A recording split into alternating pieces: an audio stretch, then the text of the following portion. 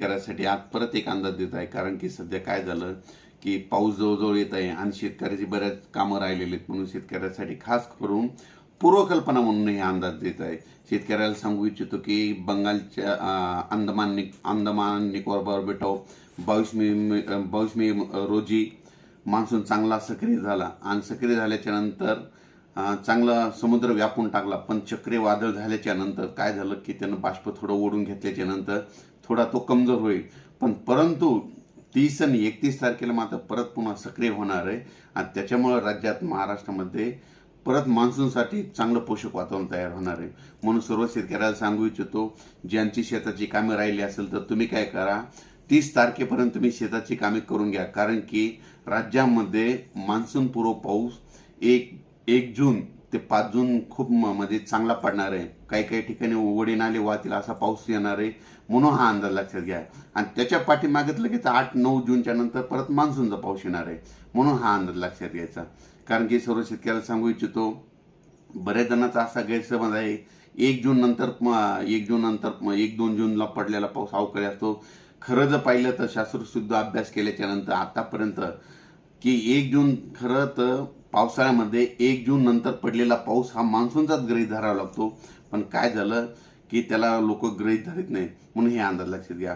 परत एक शेतकऱ्याला सांगू इच्छितो की आता 15 मे ते 30 मे दरम्यान ज्या ज्या भागामध्ये पाऊस पडला ना, तर यावर्षी त्या पावसाळ्यामध्ये त्या भागामध्ये यंदा जास्त पाऊस पडतो, हे मात्र लक्षात घ्या. आणि एखादं गाव सुटलं त्या 15 मे ते 30 मे अवकाळी पावसाचं, त्या गावाला म्हणजे परत थोडा पाऊस कमी पडतो. म्हणून ही एक गोष्ट सगळ्यांनी लक्षात घ्यावी.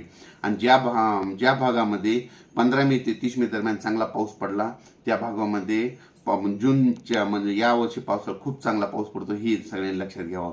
म्हणजे ह्या गोष्टी कोणी सांगत नाही. परत एक शेतकऱ्याला सांगू इच्छितो की राज्यामध्ये तुम्ही काय करा, 30 मे पर्यंत तुम्ही तुमचे काम आटपून घ्या. कारण की 31 मे ते जवळपास म्हणजे 5 जून पर्यंत राज्यात दररोज वेगवेगळ्या भागात पाऊस पडणार आहे. सांगायचं झालं तर सगळ्यात जास्त यावर्षी म्हणजे कोकणपट्टी, पश्चिम महाराष्ट्र, दक्षिण महाराष्ट्र, मध्य महाराष्ट्राची पेरणी जरा लवकर होणार आहे, म्हणून हे अंदाज लक्षात घ्यायचा. आणि विदर्भाची पेरणी मात्र 8-9च्या दरम्यान, म्हणजे 8-9च्या दरम्यान विदर्भ 9-10-11च्या दरम्यान, 8-9-10-11च्या दरम्यान विदर्भाकडे मान्सून सक्रिय होणार आहे, म्हणून हे विदर्भातल्या शेतकऱ्यांनी अंदाज लक्षात घ्यायचा.